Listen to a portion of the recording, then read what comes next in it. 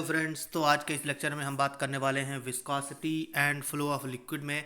साथ ही साथ हम बात करेंगे बर्नौलीज थ्योरम की और टर्मिनल वेलोसिटी और भी बहुत सारे टर्म्स जो होंगे related to this chapter and this topic, उसको हम डिस्कस करेंगे इस लेक्चर में।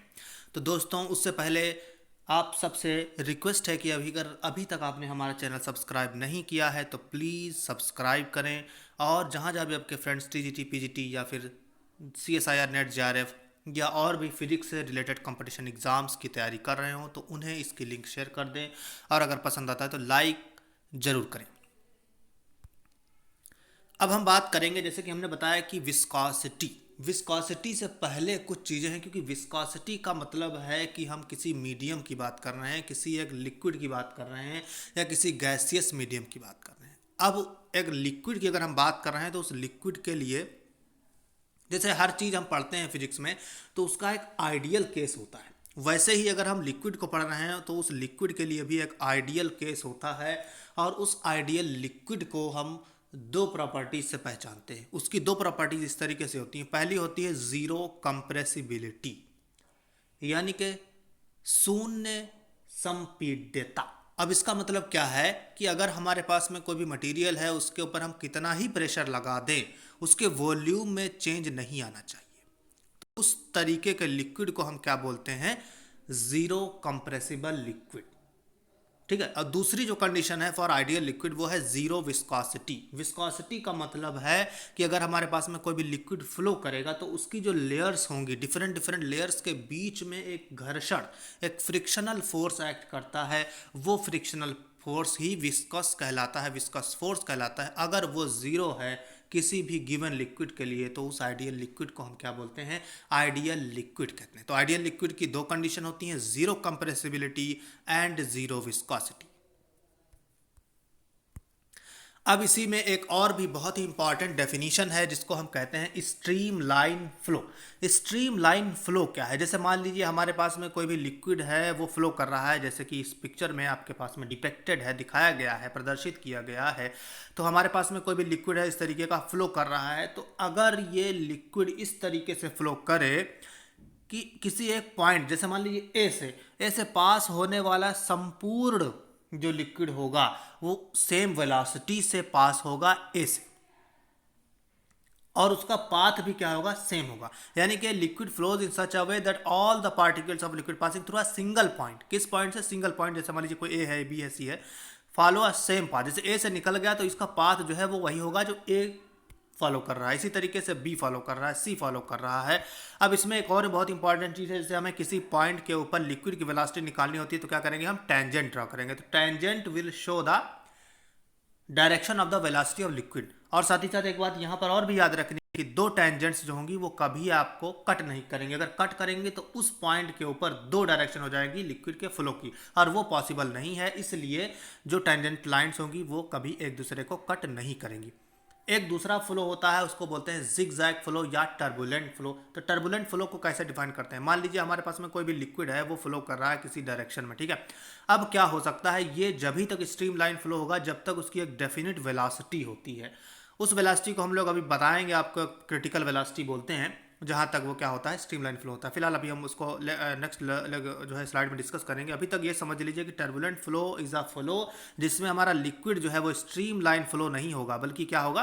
एक मतलब टेढ़ा मेढ़ा, एक ब्राउनियन मोशन टाइप की जैसे होती है गैसेस में, वैसे ही इस तरीके का होता है। तो जिगजैग या एक तरीके का इर्रेगुलर, असर्टेन जो है आपके पास में स्पीड फॉलो करता है। तो इसको क्या बोलते हैं हम लोग? है टर्बुलेंट फ्लो। और साथ ही साथ स्ट्रीमलाइन फ्लो की एक और खासियत होती है कि this is regular and order flow of liquid को रिप्रेजेंट करता है, और ये इरेगुलर और डिसऑर्डर फ्लो ऑफ लिक्विड को रिप्रेजेंट करता है, दैट इज टर्बुलेंट फ्लो। अब इसी से रिलेटेड एक बहुत ही इंपॉर्टेंट फार्मूला है और टर्म्स हैं, जैसे कि रेनॉल्ड नंबर है, इसको हम लोग क्या करेंगे? पढ़ेंगे। तो क्रिटिकल वेलोसिटी क्या होती है? यहाँ पर आपको याद रखना है कि मैक्सिमम वेलोसिटी क्या है?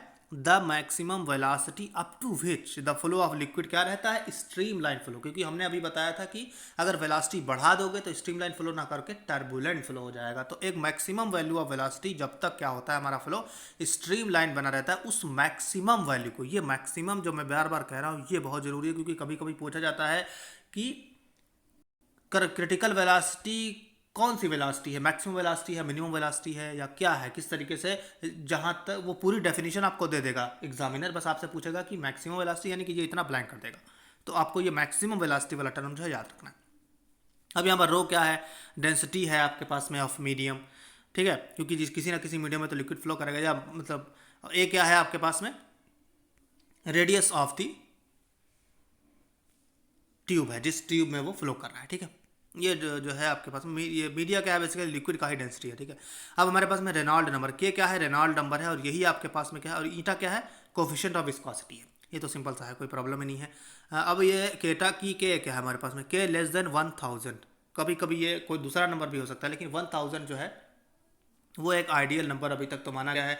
तो अगर हमारे पास में रेनॉल्ड नंबर जो है किसी वेलोसिटी अगर आपको गिवन है, डेंसिटी आपको पता हो जाएगी लिक्विड की, ए रेडियस भी आप निकाल सकते हो, तो आप क्या कर सकते हो, के कैलकुलेट कर सकते हो। के कैलकुलेट करने पर अगर एक 1000 से कम है तो उस फ्लो को हम बोलते हैं स्ट्रीम लाइन फ्लो। अगर ये 1000 से ज़्यादा है तो इसको बोलेंगे हम लोग टर्बुलेंट फ्लो। कभी कभी 2000 भी दे देते हैं, तो 2000 या जो भी हो, 10,000 भी होता है, तो उससे ज़्यादा होगा अगर आपके पास में, तो क्या हो जाएगा, ये स्ट्रीम लाइन फ्लो हो जाएगा।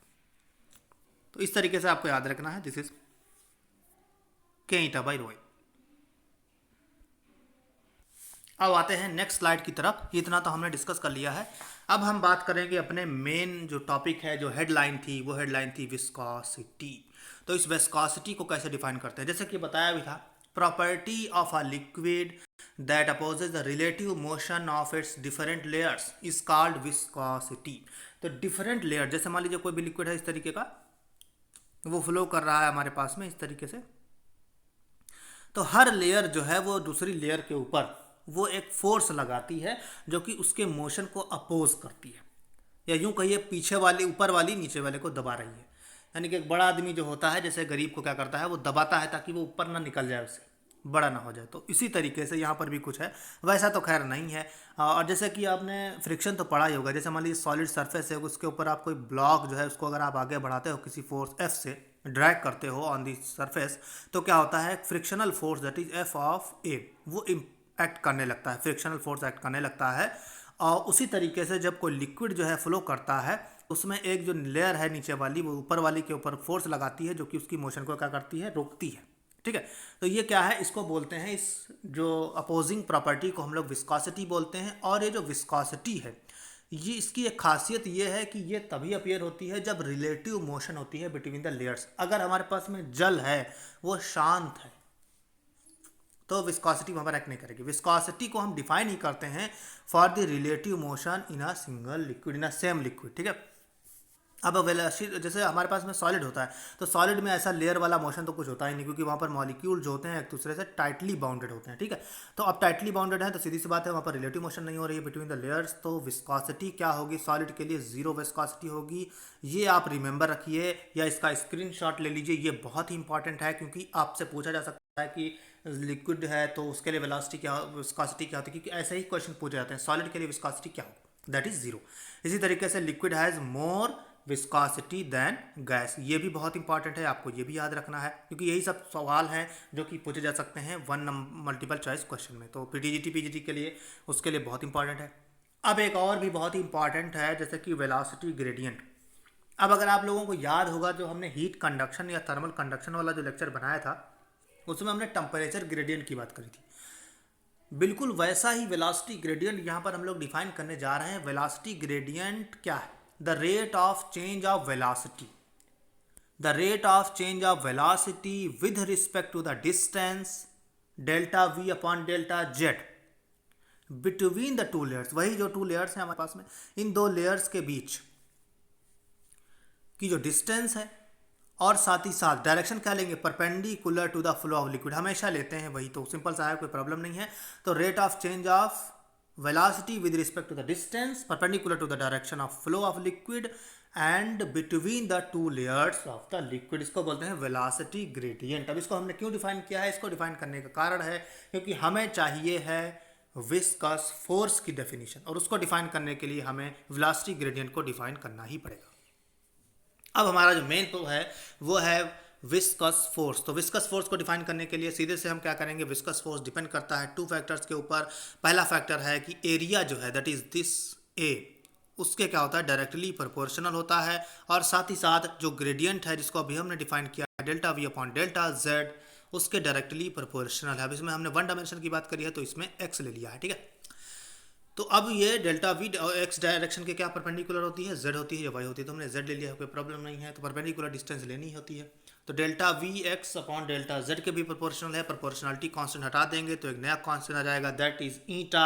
ईटा क्या है, इसको बोलते हैं कोफिशिएंट ऑफ विस्कोसिटी बोला जाता है, that is very very important thing. तो ईटा आपको हमेशा याद रखना है। और ये फार्मूला है फॉर दी ये है हमारे पास, इसको बोलते हैं विस्कस फोर्स, उसका फार्मूला है ये, याद रखिए आप, बहुत इंपॉर्टेंट है। अब हम बात करेंगे स्टोक्स फार्मूले की। स्टोक्स फार्मूला काफ़ी इंपॉर्टेंट हो जाता है, ये बताता भी है आपके पास में कि एफ जो है वो किस तरीके से रिलेटेड है 6 पाई ईटा आर वी। यानी कि अगर हम ईटा में, आर में और वेलोसिटी के टर्म में एफ को डिफाइन करना चाहें तो उसके लिए स्टोक्स फार्मूला यूज़ करते हैं। और ये कब कारगर साबित होता है, जब हमारे पास में कोई भी बहुत ही लार्ज मीडियम हो, उसमें कोई ड्रॉप जो है हमारी वो नीचे की ओर आ रही हो, तो क्या होता है सर्टेन टाइम इंटरवल के बाद वो क्या करती है, एक वेलोसिटी को अप्रोच कर जाती है, जिसको हम लोग टर्मिनल वेलोसिटी बोलते हैं। यानी कि उसके बाद हमारा जो वेलोसिटी है वो कांस्टेंट हो जाता है, या यूँ कहें कि जो एक्सीलरेशन है वो क्या हो जाएगा, जीरो।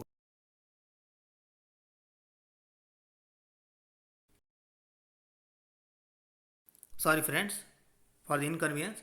हाँ, तो हम कह रहे थे कि जो वेलोसिटी अप्रोच कर लेती है जिस पर एक्सीलरेशन जीरो हो जाता है उसको टर्मिनल वेलोसिटी बोलते हैं। और ये कभी पॉसिबल है, जब लॉन्ग मीडियम हो जाए। और इसमें एक और भी इंपॉर्टेंट चीज़ याद रखनी है कि वेलोसिटी जो होती है टर्मिनल वेलोसिटी, वो एयर के लिए हायर होती है देन दी लिक्विड। ये कैसे पता चलेगा, ये अभी हम नेक्स्ट स्लाइड में डिस्कस करेंगे। तो फिलहाल स्टोक्स फार्मूला कारगर साबित होता है जब हम टर्मिनल वेलोसिटी की बात करें या किसी ऐसे मीडियम की बात करें जो बहुत लार्ज है और वहाँ पर कोई ड्रॉप गिर रहा है, जैसे कि हमारे पास वर्षा की बूंद यानी कि रैन की जो ड्रॉप्स होती हैं वो जब गिरती हैं बहुत ही लंबी होती हैं, सफ़र से तय करके आती हैं वो।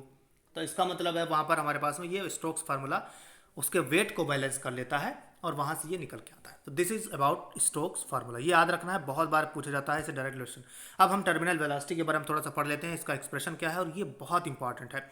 वेलोसिटी क्या होती है, 2/9 R square rho minus sigma g upon eta. Eta तो आपको बता चुका हूँ मैं, कोफिशिएंट ऑफ विस्कोसिटी है। जी क्या है, ग्रेविटी है एक तरीके से, 2/9 तो कांस्टेंट है। आर क्या है, रेडियस ऑफ द ड्रॉप, जो भी ड्रॉप है। रो क्या है और सिग्मा क्या है, सिग्मा क्या है जिस मीडियम में मटेरियल गिर रहा है उसका है डेंसिटी, और रो क्या है जो मटेरियल गिर रहा है, जो ड्रॉप गिर रही है उसका है ये डेंसिटी। तो रो अगर ग्रेटर देन सिग्मा है तो हमारा वेलोसिटी पॉजिटिव होगा। वेलोसिटी पॉजिटिव होने का मतलब है ये नीचे की तरफ जा रहा है। जैसे कि हमारे पास में क्या होता है, जैसे वाटर की ड्रॉप है जब एयर में गिर रही है तो वाटर का जो डेंसिटी होता है वो एयर से ज़्यादा होता है, तो रो ग्रेटर देन सिग्मा है हमारे पास में, तो वहाँ पर क्या हो जाएगा, वेलोसिटी पॉजिटिव है तो नीचे की ओर आ रहा है। अगर वेलोसिटी निगेटिव यानी कि रो लेस देन सिग्मा है तो उस केस में क्या हो जाएगा आपके पास में, उस केस में हो जाता है दिस इज समथिंग हमारे पास में नीचे की ओर न जा करके हमारी जो लिक्विड की जो ड्रॉप होगी वो ऊपर की हो जाएगी। ये इसका आपको एग्जांपल कहाँ मिलेगा, जैसे मान लीजिए वाटर है आपके पास में, तो उस वाटर में जो एयर के बबल्स होते हैं वो ऊपर की तरफ उठते हैं। एयर बबल क्यों ऊपर उठते हैं, क्योंकि एयर की जो डेंसिटी है that is rho less than sigma, तो वेलोसिटी क्या हो जाएगी, निगेटिव हो जाएगी। इसका मतलब क्या है कि वो ऊपर की तरफ जाएगी। तो बहुत ही सिंपल है, आपको बस याद रखना है, समझना है। और ये एक्सप्रेशन बहुत जरूरी है, this is very very important expression. और इसमें वेलोसिटी प्रोफाइल कैसे होती है, क्या होता है, इसका कोफिशिएंट ऑफ विस्कोसिटी से क्या रिलेशन है, ये सब आपको बहुत बार पूछा जाता है एग्जाम में, ये आपको याद रखना है। एक और बहुत इंपॉर्टेंट टॉपिक है जिसको बोलते हैं बर्नौलीज थ्योरम। तो इस बर्नौलीज थ्योरम के लिए हम क्या करने वाले हैं, बर्नौलीज थ्योरम को डिफाइन करने के लिए जो हमने पहले स्लाइड में डिफाइन किया था, जीरो कंप्रेसिबिलिटी और जीरो विस्कोसिटी। तो कोई लिक्विड है जो कि जीरो कंप्रेसिबल है, जीरो विस्कस है, नॉन विस्कस लिक्विड है, वो अगर फ्लो कर रहा है स्ट्रीम लाइन फ्लो में, तो किसी भी पॉइंट के ऊपर जो वॉल्यूम एनर्जी होगी, total energy per unit volume of that liquid will be a constant, या इसको कहिए pressure energy, kinetic energy and potential energy is constant. Pressure energy के लिए P, काइनेटिक एनर्जी के लिए हाफ रो वी स्क्वायर, क्योंकि हम पर यूनिट वॉल्यूम ले रहे हैं, ठीक है। तो P होगा आपके पास में और हाफ रो वी स्क्वायर और rho g h, this is a constant and this is called Bernoulli's theorem. तो P plus half rho v square plus rho g h equals to a constant. और ये किस conservation पर based है, conservation of energy पर based है। तो Bernoulli's theorem is a very important theorem. ये आपको विस्कोसिटी जब भी आप पढ़ोगे तो ये हमेशा आएगी। अब दो तीन और बचे हुए हैं, जैसे कि एक बचा हुआ है हमारे पास में equation of continuous flow of liquid, या इसको बोलते हैं अविरतता का सिद्धांत, ठीक है ना, continuity principle, flow of continuity of liquid, उसी का लॉ एक तरीके से कह सकते हैं। तो उसके लिए अगर आपको समझना है तो ये समझिए सबसे पहले तो कि हमारे पास में कोई जीरो विस्कस है, जैसा कि पिछले स्लाइड में हम जीरो विस्कस है और जीरो कंप्रेसिबल लिक्विड है, वो स्ट्रीम लाइन फ्लो में है, ठीक है। तो किसी भी पाइप में जब वो फ्लो कर रहा है तो उस एक पर्टिकुलर क्रॉस सेक्शन ले लीजिए, उस पर्टिकुलर क्रॉस सेक्शन का एरिया और उस क्रॉस सेक्शन में वेलोसिटी ऑफ लिक्विड जो भी होगी उस पर्टिकुलर क्रॉस सेक्शन के लिए बता रहा हूँ। और आइडियल कंडीशंस क्या है, जीरो कंप्रेसिबल और जीरो विस्कस, और साथ ही साथ फ्लो कैसा, स्ट्रीम लाइन फ्लो। ये तीन चीज़ें आपको याद रखनी हमेशा के लिए। उस पर्टिकुलर केस के लिए, पर्टिकुलर क्रॉस सेक्शन के लिए एरिया और वेलोसिटी का जो प्रोडक्ट है वो हमेशा के लिए कांस्टेंट है। या इसको यूँ कहिए कि अगर पतली नली है तो उसके लिए एरिया क्या हो जाएगा, कम हो जाएगा, वहाँ पर वेलोसिटी ज़्यादा होगी। और अगर मोटी नली है, जैसे पाइप ले लीजिए, उसमें दो मुंह हैं, एक छोटा एक पतला है और एक मोटा है, ठीक है, यानी कि इस तरीके का ट्यूब है एक तरीके का आपके पास में, तो यहाँ पर वेलोसिटी कम हो जाएगी और यहाँ पर वेलोसिटी ज़्यादा हो जाएगी। सीधी सी बात है, एरिया यहाँ पर ज़्यादा है और यहाँ पर एरिया कम है। तो बस यही याद रखना है, सिंपल सा है। और इसी बाद में एक और इंपॉर्टेंट डेफिनेशन है वेलोसिटी हेड, प्रेशर हेड और ग्रेविटेशनल हेड की। तो जो अभी हमने बर्नौली थ्योरम पढ़ा था, P + ½ ρv² + ρgh, that is this. इसको अगर आप रो और जी से जो है डिवाइड कर दो, ठीक है, काहे से रो जी से डिवाइड कर दोगे तो P/ρg हो जाएगा और ये ρ/2g हो जाएगा, सॉरी v²/2g हो जाएगा और ये h बचेगा, ठीक है। तो h बचेगा। तो अब इसमें हम क्या कहते हैं, इसको बोलते हैं प्रेशर हेड, इसको वेलोसिटी हेड और इसको बोलते हैं h यानी कि ग्रेविटेशनल हेड। इनका क्या है, कभी कभी तो पूछ लेते हैं कि वेलोसिटी हेड क्या होगा, तो उसके लिए आपको ये एक्सप्रेशन याद रखना, वेलोसिटी हेड ये है, प्रेशर हेड ये है, और सिर्फ अगर ग्रेविटेशनल हेड तो हाइट जो भी होगी वो आपको बता देनी है। अब यहाँ पर क्या मेन चीज़ है, कभी कभी ये भी पूछ सकते हैं कि वेलोसिटी हेड का डायमेंशन क्या होगा, ग्रेविटेशनल हेड का डायमेंशन क्या होगा। तो जितने भी हेड होते हैं उन सब का डायमेंशन एल का डायमेंशन, यानी कि लेंथ का डायमेंशन होगा, आप चेक भी कर सकते हो। तो this is all about viscosity के बारे में। अब हम आते हैं क्वेश्चंस जो कि पूछे गए हैं पीसीएस एग्जामिनेशन में, प्री एग्जामिनेशन में, टीजीटी पीजीटी या प्रवक्ता के एग्जामिनेशन में, उन सब के बारे में डिस्कस करेंगे। तो सबसे पहला क्वेश्चन है जिसे बताया गया है कि correct expression for the critical velocity. तो हमने क्या बताया था, K/r रो। तो बहुत ही सिंपल सा है, रेनॉल्ड नंबर ऊपर रहेगा और इस तरीके से आप इसको डिफाइन कर सकते हैं। दूसरा क्वेश्चन है critical velocity of a liquid may not possibly be related to, किस पे डिपेंड नहीं करता है, रेडियस ऑफ द ट्यूब पर डिपेंड करता है, रेसिप्रोकली होता है। डेंसिटी ऑफ लिक्विड पे डिपेंड करता है, क्योंकि क्या होता है K/r रो, यानी कि डेंसिटी पे डिपेंड कर रहा है, रेडियस पे डिपेंड कर रहा है, कोफिशिएंट ऑफ विस्कोसिटी पर भी डिपेंड कर रहा है, सिर्फ डिपेंड नहीं कर रहा है मास के ऊपर। तो ऑप्शन इज टी। तो ये आपको याद रखना है, बहुत इंपॉर्टेंट है, बहुत ही सिंपल सा है, कोई प्रॉब्लम नहीं है। जो भी मैंने बताया अगर आप उसको शायद से सुन लोगे तो आप इसको आसानी से कर सकते हो। Small ball of lead is falling freely in a viscous liquid, the velocity of the ball क्या हो जाएगी, तो स्वतंत्रता पूर्वक गिर रही है। तो इसका मतलब क्या है कि हमने बताया आपको कि टर्मिनल वेलोसिटी के लिए पहले वो वेलोसिटी इंक्रीज करेगी और उसके बाद एक पर्टिकुलर को अप्रोच करने के बाद वो कांस्टेंट हो जाएगी। तो इस पर्टिकुलर को हम क्या कहेंगे, यानी कि increase to a certain value and subsequently the ball continues to flow a velocity, क्योंकि इस पर्टिकुलर पॉइंट के बाद वेलोसिटी को हम बोलते हैं टर्मिनल वेलोसिटी, और वहाँ पर क्या होता है, एक्सीलरेशन जीरो हो जाता है, यानी कि वेलोसिटी में चेंज नहीं आ रहा है, वेलोसिटी इज कांस्टेंट। और उसका एक्सप्रेशन भी हमने बताया था, क्या बताया था कि 2/9r² ρ-σg/η। ये बहुत इंपॉर्टेंट है, आपको याद रखना है। अब नेक्स्ट क्वेश्चन है terminal velocity of a spherical ball of radius r falling through a viscous liquid is proportional to, terminal velocity की डायरेक्टली प्रोपोर्शनल टू क्या होती है, r², 2/9r² ρ-σg/k। ये अभी हमने आपको बताया था नेक्स्ट स्लाइड में, ये वाली जो स्लाइड हमने बताई थी आपको, वेलोसिटी क्या डिपेंड कर रहा है, 2/9r² ρ-σg, यानी कि r² के डायरेक्टली प्रोपोर्शनल है आपके पास में।